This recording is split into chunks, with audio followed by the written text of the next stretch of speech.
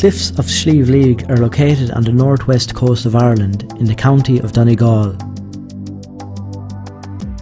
There are several car parks along the small narrow road leading to Slieve League, but the one I stopped at is one where you can see the cliffs from the car park.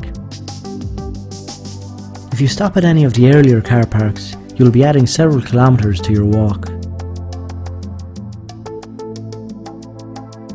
Despite its remote location, it's a popular destination for tourists and local walkers.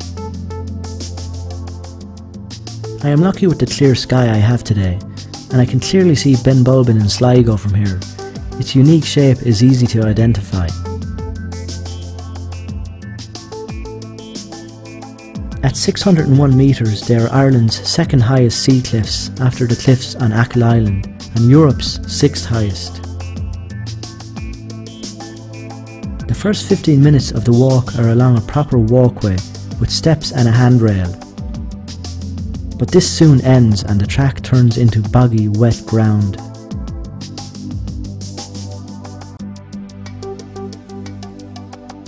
This lasts for about 20 minutes and then I am onto a more rocky terrain.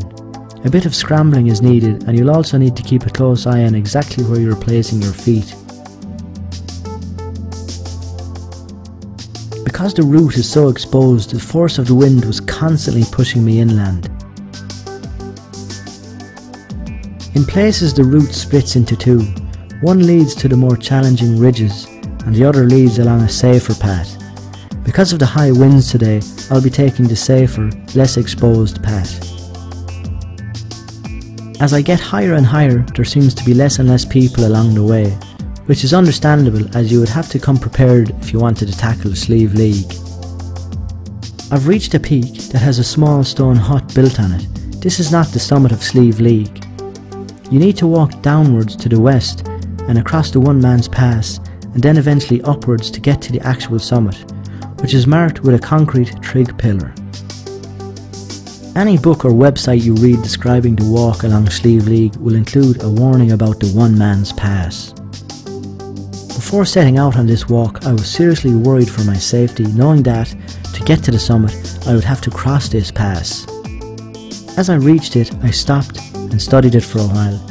It was more than a metre wide with a level path on top, and the drops on either side, although they are steep, they're not vertical, so off I went. The wind was blowing quite strong, but I never really felt in any danger of falling. So I suppose the legend of the one man's pass was one of those bits of excitement added to the story.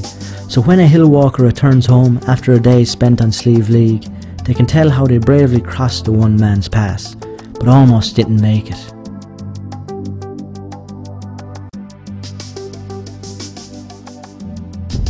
I've just made it across the infamous one man's pass. From here it's only another 10-minute walk to the summit of Slieve League.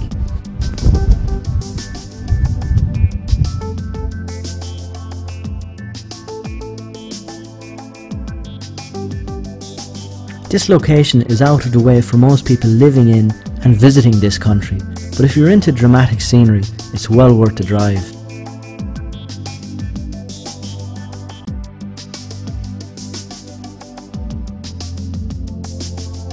I'm now on the summit of Slieve League. It's after taking me a little over 3 hours to get here, but I have to say this has been one of the most exciting walks I've done in Ireland. It's absolutely beautiful.